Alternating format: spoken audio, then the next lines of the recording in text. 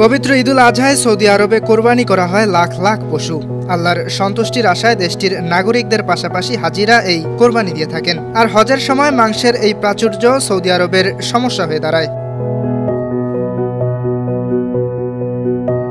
অপচয় এড়াতে দেশটি ১৯৮৩ সালে একটি প্রকল্প গ্রহণ করে। প্রকল্পটি utilisation for the sacrificial animal বা আদাহি নামে পরিচিত। এটি পরিচালনার দায়িত্ব দেওয়া হয় ইসলামিক ডেভেলপমেন্ট ব্যাংক আইডিবিকে।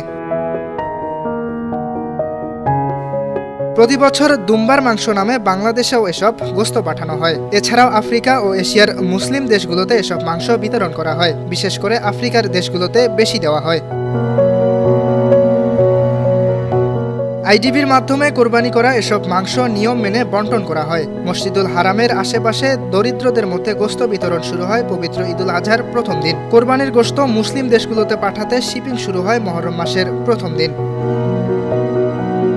প্রতিষ্ঠানটির তত্ত্বাবধানে সবচেয়ে বেশি কোরবানি করা হয় মক্কায়। কোরবানির জন্য হাজিদের কাছ থেকে পশুর দাম, কসাইখানার খরচ, হিমাগারে মাংস সংরক্ষণ বাবদ নেওয়া হয় খরচ। এছাড়া পৃথিবীর বিভিন্ন মুসলিম দেশের গরিব লোকজনের মধ্যে এই মাংস বিতরণের খরচ দিতে হয় হাজিদের। ২০০০ সালের পর আদাহি প্রকল্পটি আরও বিকশিত হয়, যেখানে বর্তমানে ৪০,০০০-এরও বেশি কর্মচারী কাজ করে।